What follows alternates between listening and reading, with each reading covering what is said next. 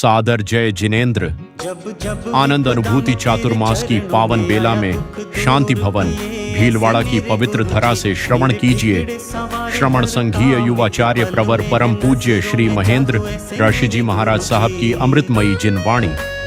पूज्य गुरुदेव की वाणी हमें आत्मचिंतन, संयम, साधना और आत्म कल्याण के मार्ग पर आगे बढ़ने की प्रेरणा प्रदान करती है।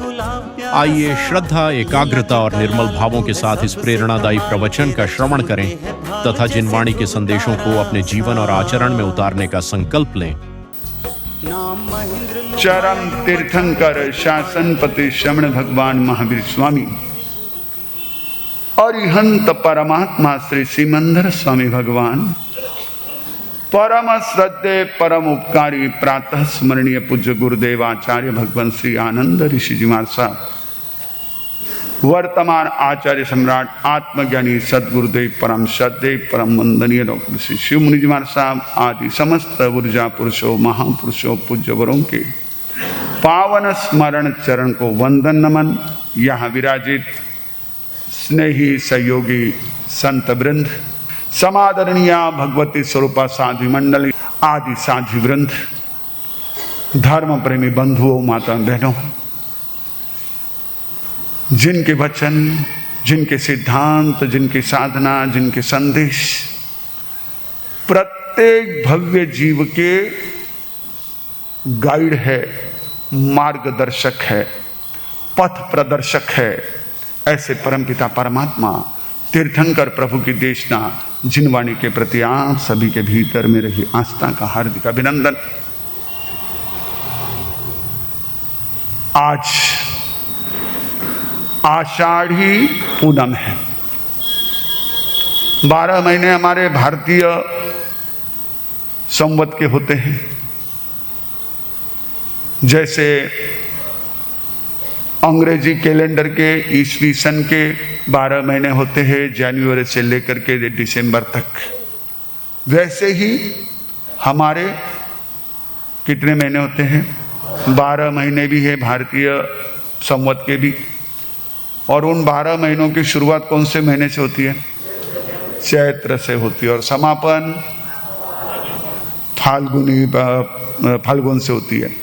अब इसमें इस दरमियान आषाढ़ महीना जो आता है, उस आषाढ़ महीने की जो पूर्णिमा होती है, उस पूनम को क्या होता है? चातुर्मास प्रारंभ माना जाता है। क्यों? वैसे चातुर्मास ये आपने और हमने दिया हुआ संबोधन है। आप यदि आगमों को उठाकर देखोगे तो चातुर्मास शब्द कहाँ आया है? पता है आपको? कहाँ आया हुआ है? आगमों का स्वाध्याय आपने कहीं किया होगा। कहाँ आता है उल्लेख? चातुर्मास का उल्लेख आता है जहां भगवान महावीर के अलग अलग तप का वर्णन आता है। वहां जब उन्होंने 4 महीने के उपवास किए तो चातुर्मासिक तप उन्होंने किया है। षण्मासिक तप किया, चातुर्मासिक तप किया है। पर जो चौमासा हम संबोधन करते आषाढ़ी पूनम से कार्तिक पूनम तक, उसका उल्लेख चातुर्मास के रूप में नहीं है। उसका उल्लेख कैसे है? वासावासम। क्या है? वासावासम। वासा यानी वर्षा और वासम यानी वास। वर्षा वास ये शब्द है। तो आषाढ़ी पूनम को ये वर्षावास प्रारंभ होता है। अब ये वर्षावास जो प्रारंभ होता है तो इसका एक कारण तो ये भी कि वर्षावास यानी बारिश का मौसम होता है, उसका थोड़ा विशेष देखेंगे हम। लेकिन यह हमारे प्राचीन ग्रंथों में उल्लेख आता है, धारणा से उल्लेख आता है कि आज का दिन ये आरा बदलने का दिन होता है। किसका दिन होता है? युग बदलता है, करवट लेता है।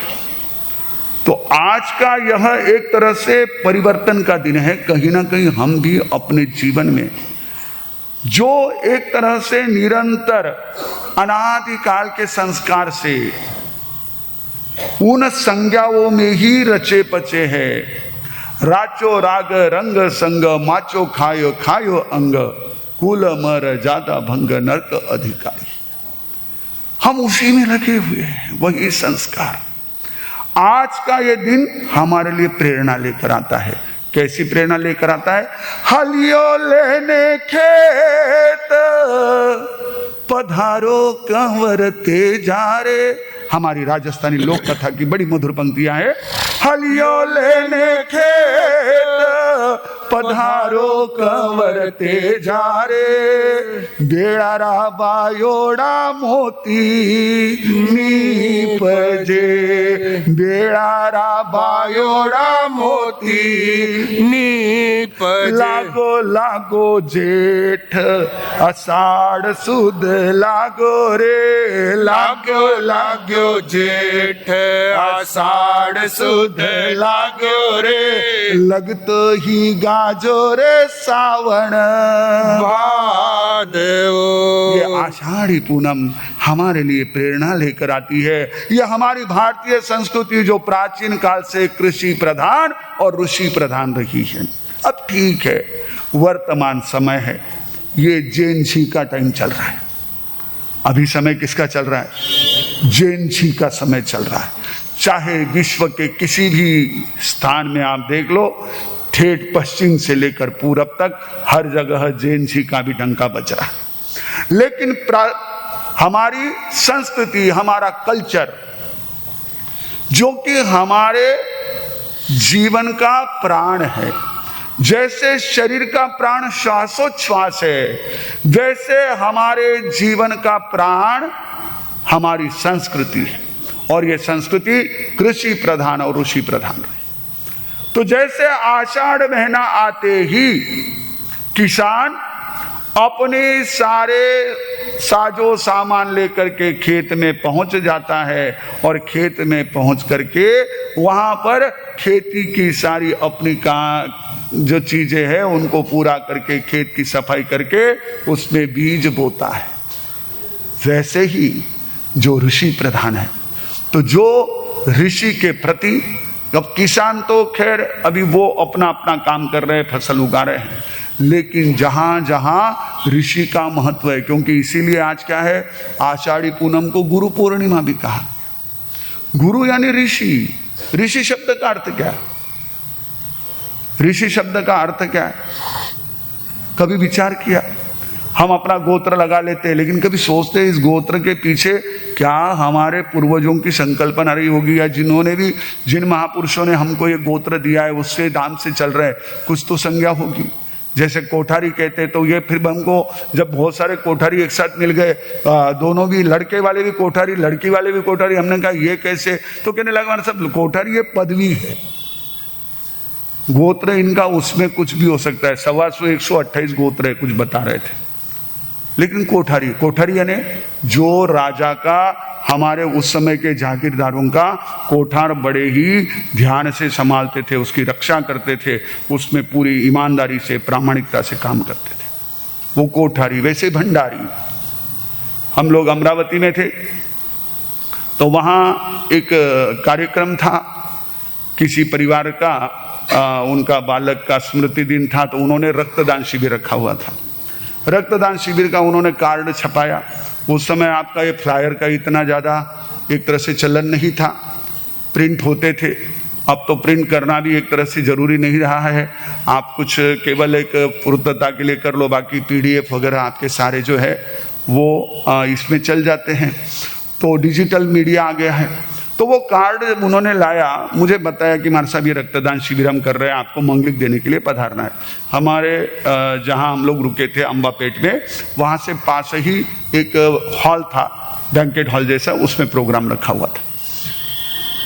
तो मैंने पत्रिका पढ़ी, मैंने कहा भाई तुम तो ये तुम्हारे बेटे के इसमें कर रहे हो, तुम तो हो मुत्था, तुम्हारे साथ में दूसरा है मेहता, तीसरा है भंडारी, अब ये तुम तीनों मिलकर के एक का कार्यक्रम क्यों कर रहे हो?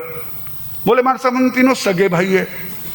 और मैंने कहा सगे भाई हो तो एक मुथा, एक भंडारी, एक मेहता, ये क्या मतलब होता है? बोले तीनों हमारे नाम है, भंडारी हमारी पदवी है, मेहता हमारी पदवी है और मुथा हमारा सरनेम है। तो मैं मुथा लगाता हूँ, मेरे भाई साहब भंडारी लगाते, और मेरे बंबई में रहने वाले भाई मेहता लगाते। तो प्रत्येक गोत्र का कुछ ना कुछ अपना क्या होता है, भिन्न होता है। तो ये ऋषि शब्द तो बहुत जबरदस्त शब्द है। हमारे प्राचीन काल में जो जंगलों में साधना करते थे, तपस्या करते थे, उनको भी क्या कहते थे? ऋषि कहते थे। वशिष्ठ कौन थे? सांदीपनी कौन थे? जिन्होंने कृष्ण को गुरुकुल में पढ़ाया, आश्रम में पढ़ाया, उनका नाम क्या था? सांदीपनी ऋषि। जिन्होंने राम को पढ़ाया उनका नाम था वशिष्ठ ऋषि। तो ये ऋषि क्यों कहे जाते थे? ये कोई हमारे पूर्वज थे क्या? कभी सोचा हमने? विचार ही नहीं करता। हम कहते नहीं है, नाम तो है नहीं। ऋषि का अर्थ आप यदि हमारे उन कोश को उठाकर देखोगे, व्याकरण को उठाकर देखोगे, तो ऋषि यानी जो दृष्टा होते हैं। ये ऋषि प्राचीन काल में इसलिए कहे गए कि इन्होंने वेदों की ऋचा को देखा, जाना, समझा और उसे सबके लिए प्रकट किया, इसलिए वो ऋषि कहे गए। ऋषि वो होते जो दृष्टा होते। हम इसलिए कहते ना रीख, ऋषि यानी दृष्टा, तीनों लोक को देखने वाले हमारे परमात्मा। मुनि जानने वाले, ज्ञानी का ही मुनि शब्द होता है। तो ये ऋषि प्रधान यानी हमारे यहां पर जो दृष्टा है उनके प्रति अहोभाव प्रकट करने का। तो आज गुरु पूर्णिमा है, तो ये गुरु पूर्णिमा तो कही जाती है, लेकिन मुझे बताओ वास्तव में ये दिन गुरु का या शिष्य का है? ये दिन गुरु का या शिष्य का है? किसका है? गुरु का है या शिष्य का? शिष्य का है। नाम भले ही गुरु पूर्णिमा है, लेकिन इसमें सबसे महत्वपूर्ण भूमिका शिष्य की है। गुरु तो देखो कई बार ऐसा होता है कि जो विद्यार्थी रहा वो आगे की पीढ़ी को पढ़ा रहा है, लेकिन उसको पढ़ाने वाले कोई थे तो वो तो शिष्य भी। और अब जैसे गुरुदेव आचार्य भगवंत आनंद ऋषि जी महाराज साहब थे, वो शिष्य भी थे और पूज्य अपने अंबालाल जी महाराज साहब थे, वो मोतीलाल जी महाराज साहब के शिष्य भी थे, और महामंत्री जी और मदन मुनि जी, मगन मुनि महाराज साहब के, अब वो गुरु भी होते, शिष्य भी होते। लेकिन जो हमारे यहाँ पर गुरु पूर्णिमा है वो शिष्य के भीतर अहोभाव को प्रकट करने वाली, शिष्य के भीतर कृतज्ञता गुण को प्रकट करने वाली है। इस बहाने वो क्या कर लेता है कि अपने कृतज्ञता गुण को अब व्यक्त करता है। जैसे फादर्स डे में बेटे बेटी का महत्व होता है, पिताजी तो खैर, लेकिन पिताजी क्या करते हैं? उनको तो ग्रीटिंग दिया जाता है, उनको ही सेलिब्रेट किया जाता है, उनको पार्टी दी जाती है, या उनको क्या किया जाता है उस समय सेलिब्रिटी बना करके उसमें सारा किया जाता है। लेकिन करते कौन है? बेटे बेटी। मदर्स डे बेटे बेटी में। वैसे गुरु पूर्णिमा किसका है? शिष्य का दिन है। शिष्य का आज का दिन होता है, उसको अपने लिए रहे हुए उस गुरु तत्व के प्रति एक कृतज्ञता, गुरु तत्व के महत्व को समझने का अवसर होता है। हम उसको समझे, हम उसको जाने कि गुरु का हमारे जीवन में क्या महत्व है। आज वो सोचने का यह एक समझने का अवसर होता है, और ये चातुर्मास प्रारंभ भी है। तो परमात्मा कहते हैं नाणस सौवस पगासनाये अन्नान मोहस विवचनाये रागस दोषस्य संखयेणम एगंत सुखम समुवेयि मोक्षम तस्से समग्गो गुरुविंथ सेवा विवज्जना बाल जनस्य दूरा सज्जाय गंत निसेवनाय सुत्तत्थ संचिंतनया धीय। आज का ये पावन दिन, इसे आप वर्षावास प्रारंभ का दिन कह दो या गुरु पूर्णिमा कह दो, ये हमारे भीतर में प्रकाश देने वाला पर्व, ज्ञान का प्रकाश। ज्ञान को प्रकाश की उपमा दी गई है। ज्ञान और उजाला एक जैसे। प्रकाश यानी वो नहीं, वो है लेकिन वो नाम है। भाव निक्षेप में प्रकाश यानी उजाला। जैसे यहाँ उजाला है, उजाला आपको बैठने में काम आ रहा है क्या? नहीं। आपको खड़े होने में काम आ रहा है क्या? नहीं। सोने में काम आ रहा है क्या? नहीं। आपको हमको देखने में काम, कुछ नहीं। वो है तो हम है। अंधेरा हो तो क्या हो जाएगा? सोचो तो यहाँ पर बिल्कुल एकदम अंधेरा हो जाए, बादल आ गए, घने बादल आ गए, जैसे कल दोपहर में आए थे। बादल तो थोड़े आए, बरसे बहुत अच्छे। बहुत दिनों बाद ऐसी बारिश जो है वो भीलवाड़ा में प्रत्यक्ष देखने को मिली। शायद यश विहार में थे तब एक बार देखी थी, वापिस यहाँ पर ऐसी देखने मिली नहीं तो भुरभुर आती है, रिमझिम आती है, चली जाती है। जब सूरत वालों से सुनते, बंबई वालों से सुनते, अहमदाबाद वालों से सुनते, पूना नगर वालों से सुनते कि उनकी गाड़ियां पानी में डूब गई, तो लगता है कि भाई चलो वहां तो लोग बारिश का है ना खूब एक तरह से क्या कर रहे हैं, हाँ भुगत रहे बारिश को। तो अब क्या करें, आनंद तो ले नहीं सकते। आनंद तो वो क्या रहता है, थोड़ी देर तक ठीक है, वो ज्यादा हो जाता है तो जैसे ठंडी के दिनों में तो आप जैकेट पहन लो तो अच्छा है, लेकिन भयंकर गर्मी हो रही है और उसी में जैकेट पहन लो तो आपका दम घुटने लग जाए, वो वैसी स्थिति है। वो ज्यादा हो गई बारिश, पर घने बादल छाए हुए, और ऐसे समय में पूरे जो है आपके जनरेटर, इन्वर्टर और पावर हाउस सारे बंद पड़े, पूरा घोर अंधेरा है, कुछ भी नहीं सूझ रहा है। क्या हो जाएगा ऐसे समय में, हिलना डुलना भी मुश्किल हो जाएगा। अब आपके पास मोबाइल आ गया, मोबाइल की बैटरी ऑन करके थोड़ा इधर उधर निकल जाते हैं, बात अलग है, आप लोग होशियार हो। लेकिन जैसे प्रकाश जो है वो बताता है, जो नहीं है वो बताता है, ज्ञान वही काम करता है। और एक और मजेदार बात बताऊं, ज्ञान वास्तव में देखा जाए तो निश्चय से कौन सा तत्व है, हमारे 3 तत्व है सम्यक के, देव, गुरु और धर्म। तो इसमें ज्ञान कौन सा तत्व है, गुरु तत्व है, दर्शन देव तत्व है, और चारित्र आनंद ये धर्म तत्व है। ज्ञान कौन सा तत्व है, गुरु तत्व है। उस गुरु तत्व का उपयोग क्या, प्रकाश ना है, वो हमको रास्ता बताते, वो हमको सुझाते हैं कि क्या है, आप देखो और समझो, वो इंगित करते हैं। कई बार हमने भी, आपने भी सुना होगा, हमने भी कई जगह पढ़ा हुआ है कि गुरु किसकी तरह होते हैं, जो एक रास्ते में हमारे अलग अलग साइन बोर्ड आते हैं उसकी तरह होते हैं, इशारा करने वाले। विषय भोग उनको गिराएंगे कैसे, उन्हें ताप तीनों सताएंगे कैसे, वो माया के बंधन में आएंगे कैसे, जिन्हें तेरी कृपा का हुकारा मिला है, उन्हें साधना में सहारा मिला है, जिन्हें साथ सतगुरु। आपका फर्नीचर वाला कमरा हो या कबाड़ा रखा हुआ कमरा हो, स्टोर रूम, कबाड़ा ठीक है वो अलग शब्द होता है, स्टोर रूम, चाहे ड्राइंग रूम हो चाहे स्टोर रूम हो, दोनों में भी आपको काम करने में, बैठने में सहूलियत कब होती है, जब वहां पर प्रकाश होता है। वैसे ही आप चाहे जहां रहो, व्यवहार में रहो, अध्यात्म में रहो, आपको उसका वास्तव में आनंद कब आएगा, जब गुरु का आपके साथ में वह एक प्रकार से कृपा का छत्र होगा, गुरु से प्राप्त वो ज्ञान होगा।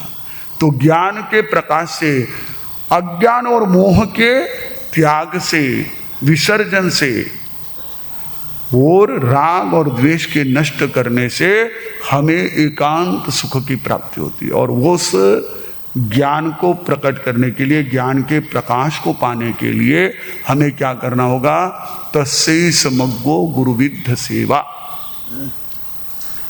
उसका उपाय है गुरु की सेवा। गुरु की सेवा यानी क्या, जो मांगे सो दे देना, जो कहे सो कर देना नहीं। गुरु की सेवा का सबसे पहला स्वरूप है गुरु के नजदीक रहना, फिजिकली गुरु के निकट रहना, ये सेवा का पहला स्वरूप है। जितना आप गुरु के फिजिकली निकट रहोगे, जिसको आज की साइंस की भाषा में कहेंगे तो गुरु के ऑरा में रहोगे, वो गुरु की सेवा है, उनके आभा मंडल में रहना, पहला। दूसरा, जब हम वहां पर पास में रहे तो उस समय में हमारा जो एक तरह से ध्यान है, हमारा जो लक्ष्य है, हमारा जो एक तरह से पूर्ण विचार है, वो गुरु के बातों की ओर होना चाहिए, गुरु के संकेत की ओर होना चाहिए। हमारा ध्यान इधर उधर नहीं होना चाहिए। सिर्फ पास में बैठे लेकिन इधर उधर देख रहे, आप प्रवचन में बैठे लेकिन मोबाइल देख रहे, तो आपको पता ही नहीं चलेगा कि क्या बोले माना साहब ने। जब कोई इधर उधर हंसेगा या एकदम से हो जाएगा तो और क्या हो गया, मैं तुम्हें मोबाइल देख रहा था, पता ही नहीं। वो फिर पास वाले को पूछेगा क्या चल रहा था। हम गुरु के पास बैठे, वहां पर एकाग्रता से बैठे, बात को सुने, और जो बात हमको संकेत रूप में मिल जाए उसको समझ ले, इशारे को समझ ले, वही शिष्य जीवन में आगे बढ़ता है। मैंने गुरुदेव के पास रह करके जो कुछ भी सीखा उसमें से 80% गुरुदेव को देख करके सीखा है, 20% गुरुदेव ने पढ़ाया वो सीखा है। गुरुदेव संकेत कर देते थे, आपने उस संकेत को समझ लिया, आपका पूरा काम आगे का हो जाता था। कितना मिला? हाँ जी, कितनी सुंदर संगीत की धुन बज रही है, क्या करे अभी, किसको कहे, कैसे कहे। सामयिक के तो भी बहने वो मोबाइल उठा करके आप निकल जाओ वहां से, अच्छा नहीं लगता, ऐसा गलत है ये आप लोगों का। धर्म सभा का थोड़ा तो ध्यान रखो, आशातना का बहुत दोष लगता है। गौतम स्वामी थे, उनको भगवान ने कितना कहा, कितना उपदेश दिया।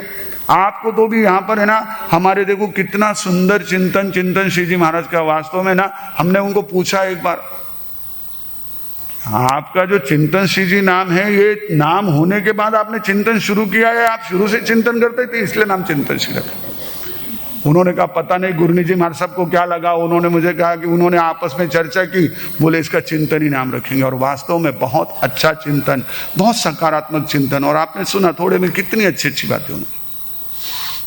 तो उन्होंने इतना 15 से 17 मिनट उन्होंने बात की, अब मैं इतनी देर बोलूंगा, आप इतना रोज रोज प्रवचन सुनते हो। गौतम स्वामी ने कितने प्रवचन सुने, वो 14 पूरब के ज्ञानी बन गए भगवान के सेवा में रहते हुए। तो 14 पूरब का ज्ञान पाने के लिए कितना उन्होंने प्रवचन सुना होगा, कितना सुना? आभा मंडल में रहे, और कहते हैं हमारे आगमों में उल्लेख आता है 3 पद सुने, उपन्ने इवा, किम तत्तम विगमे इवा, किम तत्तम धुवे इवा, खत्म, बस एंड। 14 पूरब का ज्ञान प्रकट हो गया। ये होता है गुरु के संकेत को समझना, इशारा समझ लेना। उन्होंने इतना सा कह दिया, वो ध्यान में ले लिया, सूत्र समझ लिया, ये बहुत जरूरी होता है। हम कई बार क्या कहते हैं, नहीं नहीं कई घनों तो क्यों नहीं, हमारा सही इत्तो से तो बोलिया, कई घर में गुरु, अरे इत्तो से बोलिया पर उसी में कुछ सार था। गुरु आपको अगर जानते हैं, आप गुरु के निकट रहते हो, तो कुछ ना कुछ संकेत रहता है। हम गुरुदेव के पास रहते थे, आवृत्ति सुनाया करते थे गुरुदेव को, तो मैं थोड़ा सा याद थी सारी चीजें, तो फटाफट बोला करता था, तेजी से बोलता था, तेजी से ना स्पीड से। तो गुरुदेव ने एक बार इशारा किया, भाई तुम रिवीजन करते हो तो धीरे धीरे किया करो। मैंने कहा ठीक है भगवान तेट। फिर वो धीरे धीरे मैंने जैसे ही शुरू किया, गुरुदेव ने तुरंत उसमें मेरी व्याकरण की अशुद्धि पकड़ ली।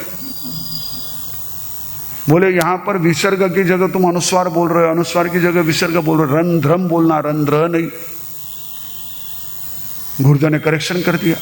अच्छा, सिर्फ करेक्शन नहीं किया, साथ में कहा देखो जब भी तुम कोई श्लोक बोलो, जब भी तुम कोई भजन गाओ, जब भी तुम कोई आवृत्ति करो, तो उस समय में थोड़ा सा अपने आप में उपयोग लगाना कि इस श्लोक को पूरक कौन सी गाथा है, इसके साथ कौन सा भजन हो सकता है, कौन सा दोहा हो सकता है। अब ये संकेत गुरुदेव ने हमको कब किया हुआ है? आज से करीब 35-37 साल पहले। लेकिन आज भी हमारे काम आता है या नहीं? हमने संकेत समझना है। नहीं ऐसे थोड़ी होता है गुरुदेव, आप ऐसा कह देते हो, ऐसे कैसे होगा, इधर का उधर कैसे जोड़ सकेंगे, फिर आप कुछ नहीं कर सकते। हमारी बहनें जो थोकड़े याद करती है, उनको पूछो, उनको जब छोटी सी ट्रिक दी जाती है, वो ट्रिक ध्यान में रख लेते हैं, पूरा थोकड़ा उनको बराबर याद आ जाता है। गतागत में भूखे थबू याद रख लिया तो बराबर 527, 23, 21, 19 की गति जो है वो ध्यान में आ जाएगी। छोटे छोटे सूत्र होते, संकेत होते। तो गुरु के पास रहोगे तो आपको केवल ये नहीं संकेत मिलते हैं, तो ज्ञान का प्रकाश हमारे होता है। तो गुरु की सेवा, और हमेशा गुरु के पास आप जा नहीं सकोगे, ज्यादा जाओगे तो लोग आपको ही वापिस कई लागे मारा सा घना इतने चोखा लागेड़ा है, घणो मारा सा कणे जा रहा है। कोई बच्ची जाए तो कहे अरे घनी जा रही है मारा सा कणे, मारा सा इन्हें दीक्षा दे दे बोला कहीं। तो हमेशा अच्छा मिलेंगे आपको, भीलवाड़ा वालों को वैसे भी मिलते, लेकिन आप भी कहाँ उनको मिलते हो, आपको मिलते लेकिन आप नहीं मिलते ना उनको। चौमासे में तो मिल जाते हो, शेषकाल में कहाँ मिलोगे मुझे बताओ। तो यहाँ जितने लोग बैठे हैं उसमें से शेषकाल में हमारे चारों संघाड़ों ने विचरण किया सती जी के, कितने लोगों ने उनका प्रत्येक स्थान पर लाभ लिया। अपने स्थानक में भी आए तो पता ही नहीं, माने मालूम ही नहीं पड़ो मारा सा, मारा सब मोबाइल में है ना घना मैसेज आए, मैं देख के को नहीं, पर मैंने मालूम ही को नहीं, मारा सा बिहार करने के बाद मालूम पड़ो कि मानावटे मारा सा था। ये हालत हमारी। हम यानी साधु संत आपको मिलते हैं, लेकिन आप उनको कहाँ मिलते हो? कभी कभार तो मिलते हो। कोई महाराज थोड़े जच गए या ऐसा कोई अच्छा स्थान रहा, सेंटर वाला, शांति भवन कैसा अपना सेंटर वाला स्थान है, बहुत पुराना स्थान है। कल हमको बता रहे थे संघ के वरिष्ठ लोग कि 2006 में यानी आज से 77-78 साल पहले हमारे सबसे बड़े गुरु भाई जो आचार्य भगवान के मुखारविंद से दीक्षित थे, मोती ऋषि जी महाराज, जिन्होंने ऋषि संप्रदाय का इतिहास इस किताब का लेखन किया था, ग्रंथ का लेखन किया था, वो मोती ऋषि जी महाराज साहब अपने इसी शांति भवन में विराजे थे और यही देवलोक हुए थे। ये इतिहास की जानकारी हमको दी। तो ये ऐसा शांति भवन है, केंद्र में है, सेंटर में है, और सालों साल से हम लोग सिद्धांत शाला में गए थे। महासती जी ने कहा कि हमारे सब उधर भी पधारो, पीछे भी हमारे मधुकौर जी महासाब विराजे, वहां भी गए थे, पीछे उधर सिद्धांत शाला में भी गए, वहां देखा बोर्ड लगा हुआ है, हमारा भी नाम मान लो तुरंत ही। अभी तो पहुंचे, ये चौमासा शुरू है लेकिन नाम तो चढ़ गया, अब हो गया, वो तो चल माने चलिए का सूत्र है। तो वहां पूरी लिस्ट देखी हमने, इतना ये स्थान है। तो यहां तो आप पहुंच गए, लेकिन गुरु हमेशा नहीं मिलेंगे। फिर गुरु नहीं मिलेंगे तो क्या करेंगे? वृद्ध सेवा।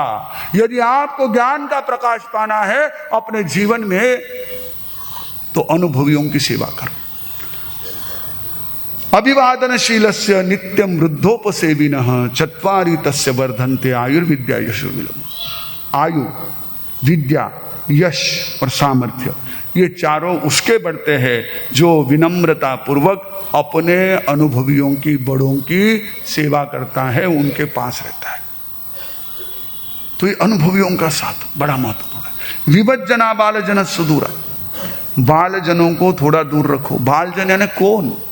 बाल की परिभाषा देते हुए, बाल का अर्थ बतलाते हुए हमारे चिंतनकारों ने, हमारे व्याख्याकारों ने बताया, बाल वह जो अज्ञानी है, बाल वह जो आचरणहीन है, बाल वह जो विषयासक्त है, बाल वह जो लोभाकुल है, यानी बाल वो जो इग्नोरेंट है, कुछ भी नहीं, उसको कितना भी कहो समझ नहीं आती, इग्नोरेंट। दूसरा जो कैरेक्टरलेस है, कोई उसका अपना एक स्वयं का चरित्र नहीं। एक चारित्र किसको कहते हैं? कि जो अपने आप में दृढ़ होता है, मजबूत होता है, कितना भी कैसा भी प्रसंग आए जो उसमें से नहीं दिखता है, अपने स्वयं के उस शुद्ध सदाचरण में जो दृढ़ रहता है, मजबूत रहता है। क्योंकि आकर्षण बहुत है आजकल, तो ये बहुत ज्यादा हो गया है। अभी है ना, मुझे अच्छा हुआ हितेंद्र ऋषि जी ने कहा था कल, पर मैं अभी बातों में थोड़ा रह गया था। चौमासे में कुछ नियम कर लेना। हम लोगों ने दुर्ग चौमासा था तो उस समय एक बहन ने वहाँ पर मांस खमन किया, तो मांस खमन किया तो बड़े सातापूर्वक हुआ। जब उसका पारना हुआ तो मैंने कहा देखो, पारने के बाद में शरीर को विश्राम देना जरूरी रहता है, तो 3 दिन के लिए पचकान ले लो कि OTT पर नहीं जाऊंगी, OTT नहीं देखूंगी। अब हमारी यंग जनरेशन जानती है OTT क्या होता है। आप शायद उनको पूछोगे या उनसे बात होती होगी तो आपको पता होगा, अब आपका संवाद कितना होता है पता नहीं है। अभी हमारे राष्ट्र के विशिष्ट व्यक्तियों को कहना पड़ रहा है कि आपस में संवाद रखो, युवाओं से संवाद रखो, उनको कहना पड़ रहा है, क्योंकि वो देख रहे हैं हालत हमारी सबकी क्या हो रही है, कम्युनिकेशन नहीं है। OTT क्या होता है? OTT वो होता है जिस प्लेटफॉर्म पर जैसे ही थिएटर में पिक्चर रिलीज होती है उससे पहले या उसके साथ साथ नई नई फिल्में रिलीज होती है, कई बिना सेंसर वाली भी फिल्में रिलीज होती है। तो मैंने कहा कि रात को, क्योंकि वो तो 11:30-12 के बाद ही देखते हैं, तो मैंने कहा OTT को नहीं देखना, नियम करा दिया उसको। जब वो 3 दिन के लिए नियम कराया था, उसके बाद हम लोग घर पे गए थे, सादा पूछने भी, गोश्री के लिए भी हितेंद्र सिंह जी के साथ में गया था। तो मैंने कहा कैसे रहा? बोले मार साहब मास खमन से वो 3 दिन भरी गए, मास खमन में इतना प्रॉब्लम नहीं आया, लेकिन वे 3 दिन गुजरने मुश्किल हो गए। अब इतने एडिक्शन हो गया। हम वो भी कर सकते, चातुर्मास में ऐसा संकल्प कर सकते कि हम ये जो सारी चीजें हैं, जो हमारी चेतना को, जो हमारे चिंतन को, जो हमारे अच्छे विचारों को, जो हमारे अच्छे संस्कारों को नष्ट करने वाले हैं, ऐसे स्थानों से बचे। संकल्प करें कि मैं 11 बजे के बाद में मोबाइल को चलाऊंगा ही नहीं। अगर किसी का फोन आ गया तो फोन कॉल पर बात कर लेना, बाकी करूंगा ही। मैंने बीच में कहा था, हमारे युवाओं को बड़ा पसंद आया, मैंने कहा कि पार्किंग में रख देना, घर पे जाओगे तो 2 घंटे उसको पार्किंग में रख देना, उसको ही मौन दे देना, 2 घंटे उसको मौन पचका देना। आप नहीं करते तो उसको करा देना। बहनों को बहुत बहुत धन्यवाद दूंगा, मेरी शुरुआत की सूचना को ध्यान में रखा है। अब आखिरी से वो भी ध्यान में रखना कि जब तक हम गेट के बाहर नहीं जाते तब तक मौन रहना है, उसके बाद आपको पचकान के आगार है, बाद में पचकान छूट जाएंगे, वो पार लेना, आप पारोगे नहीं तो भी पड़ जाएंगे, ठीक है। तो ये जो है उसको मौन दे देना, 2 घंटे मौन, या तो साइलेंट हो जाए या बंद कर दो। 2 घंटे 1 घंटा मौन कर दिया, आप ऐसा करके देखो कितना आनंद आता है। अरे वास्तव में इतना रस है आपके जीवन में कि उसकी जरूरत ही नहीं है। आपको वो जीवन का रस ही मालूम नहीं, इसलिए उन माध्यमों का उपयोग कर रहे हैं। बाकी जीवन में बहुत आनंद है, कई चीजें हैं जिनको आप उसके पीछे मिस कर रहे हो, ऐसा भी कर सकते हैं। हम जी नियम कर ले, जैसे 1 सामयिक रोज करना ये नियम करते हैं, वैसे मुझे 2 घंटे से ज्यादा मोबाइल एंटरटेनमेंट के लिए नहीं चलाना है, ऐसा भी नियम कर सकते हैं। होटल में नहीं जाना है। एक भाई ने पचकान दिए कि हमारे साहब 4 महीने के लिए जो है मुझे जमीकंद का त्याग, तो अपने आप सब हो जाएगा। हमारे इंदौर वाले आए, उन्होंने बताया, बोले मैंने एकासन शुरू कर दिए पिछले साल से, मेरा सारा छूट गया, जमीकंद छूट गया, बाहर का खाना छूट गया, एकदम सारी चीजें, रात्रि भोजन छूट गया, कंट्रोल में आ गया सारा कुछ। कर सकते हैं और करना ही है। देखो संकल्प किया तो हमारे कई महासती जी तपस्या में आगे बढ़ गए। यह अवसर है, अवसर यो बीत्यो जावे, गई घड़िया पाछी न आवे। एक बार बीत जाएगा तो वापिस नहीं आता। अवसर है, इसमें जो संकल्प करो, जो सत्संकल्प करो, वो संकल्प आपका 100% फलेगा। जैसे कहते ना कि सूर्यास्त के समय में, संध्या के समय में आप अगर कोई विचार मन में लाते हो तो उस समय सारी शक्तियां इधर उधर घूमती हो, तथास्तु करती है। वैसे ये गुरु पूर्णिमा का दिन है, ये आज चातुर्मास प्रारंभ का दिन है। आप संकल्प करो, जिन्होंने आज धर्म चक्र किया है उनको तो साधुवाद, लेकिन इतने में रुकना नहीं है। अगर साता है तो आगे बढ़ो, और अभी अगर पारणा कर लेते हो तो इस भावना से करो कि हमको क्या करना है, आगे 4 अगस्त से सिद्धि तप में जुड़ना है। आपको उस तप के लिए जो भी उसमें साधना है वो यहाँ पर महासती वृंद कराएंगे, जितने आराधक है उन सभी आराधकों को। लेकिन ध्यान रखना, जो सिद्धि तप में बैठे उनको ही साधना आराधना में बैठना है, भले उसके लिए जैन सिद्धांत शाला में ही या वहां बैठ करके कराएंगे, क्योंकि आप फिर वो आवाज कल्ला भी हो जाता है और फिर जाकर के नहीं अभी तपस्या नहीं होती तो कर ले, उससे कुछ नहीं होगा। तप के साथ वो साधना भी महत्वपूर्ण होती है, तो वो भी कराएंगे। तो करना है, अवसर है, कर ले। अगर होता है तो हम सिद्धि तप कर ले, नहीं होता है तो एकासन कर ले, नहीं होता है रात्रि भोजन तक, कुछ ना कुछ तो करना है। किसके लिए करना है? महाराज साहब कह रहे इसलिए नहीं। अभी कल हमारे एक भाई ने कहा, बहुत अच्छा लगा, उनका एकासन का विचार था, लेकिन उनका महाराज साहब आपने कहा ना कि ये क्या फिर वो केरन ये वो पाड़ने का विचार आता है, हमको छोड़ना है, छोड़ देना है। बोले मैंने उपवास ही कर लिया, बहुत अच्छा लगा। ये आपकी अंतर की जो भावना है वो आपको सबसे ज्यादा ताकत देती है। हम तो निमित्त बनते हैं, उपादान आपका संकल्प है, आपका संकल्प है। तो विभज्जना बाल जन सुदूरा, जो अज्ञान को बढ़ाने वाले हैं, जो हमारे अंदर इस तरह से हमारे आचरण को विकृत करने वाले हैं, जो हमारे अंदर विषयों की आसक्ति बढ़ाने वाले हैं, और जिसके कारण हमारा लोभ बढ़ेगा। ऐसे लोगों से दूर रहो। हमारा एक परिचित परिवार है, उनका बेटा जो है वो उसके माता पिता के लगे बहुत अच्छा जुड़ा हुआ परिवार था, बेटा भी बराबर हमारे पास आता था और कहीं नहीं जाता, हमारे पास आता था। बोले मार साहब इसको समझाओ। मैंने कहा क्या हुआ? बोले इसका एक मित्र है, उसके साथ कॉलेज में जाता है, और वो कोई नया मोबाइल लेके आया तो ये भी बोलता है मुझे नया मोबाइल चाहिए, वो गाड़ी लेके आया तो बोला मुझे भी गाड़ी चाहिए। वो उसको देखा देखी इसको भी ना वो एक तरह से रोग चढ़ जाता है, इसको भी एक तरह से वो नशा चढ़ जाता है। क्या करें? ऐसे लोगों से दूर रहो जिनको केवल उसी में रुचि है, उसी में लगे हुए। विवज्जना बाल जन। अगर आप सुख चाहते हो, एकांत सुख चाहते हो, इस चातुर्मास की आराधना को सफल करना चाहते हो, अपने गुरु के प्रति रही हुई आस्था को आप और भी एक तरह से देदीप्यमान रखना चाहते हो, तो गुरुविद्य सेवा विवज्जना बाल जनस्व दूरा सज्जाय गंत निसेवनाय। स्वाध्याय को हम अपनाए। स्वाध्याय ये हमारे लिए बहुत महत्वपूर्ण है। विद्यम चन बहुमन्यज्या संपहासम विभज्य मिहो कहा हिम न रहे।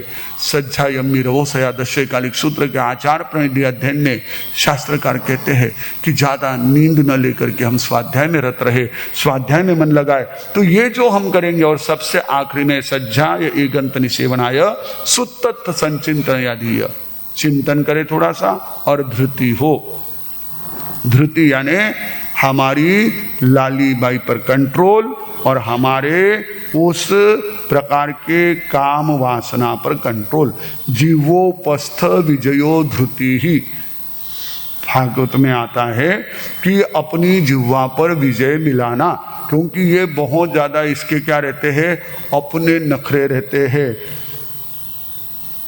ये जब भी इसको कहीं भी मौका मिलता है तो ये अपने आप क्या होती है, उधर भागती है। दांत सिपाही बनिया और होठ का पाट में जड़िया। इसकी सुरक्षा करने के लिए प्रकृति ने बहुत सारे साधन दिए। 32 सिपाही लगाए। अब किसी के 28 होंगे, 27 होंगे, किसी के चले गए होंगे, नए आ गए होंगे, या पुराने जो भी बच्चे होंगे, पर दांत सिपाही बनिया और होठ का पाट में जड़िया। फिर भी हिम्मत भारी आ निकल आवे है बहारी। हे खान बिगाड़े बोल बिगाड़े, खान बिगाड़े बोल बिगाड़े, बन जावे बेमोल थारी आत्मा जगाले गहरी नींद ने तू खो। ये बहुत मुश्किल, ये ना जबान हमारी, इसको कंट्रोल करने का ये अवसर है। चातुर्मास में जितना आप देखो मन बना लोगे, उतना आपका संकल्प बल मजबूत होगा। कई लोग नियम कर लेते, हमको इतने द्रव्य से ज्यादा नहीं लगाना। कईयों के कढ़ई भी गई के त्याग होते, अलग अलग प्रकार के पचकांसी। ये सारे किसके लिए है? धृति ही। क्योंकि हम पुच्छी सुन में भी कहते ना कि भगवान का क्या देखो, धीम जपे ही। उनके धृति को देखो, कितना उन्होंने अपने आप पर विजय मिलाया। हम भी उसी परमात्मा के अनुयायी।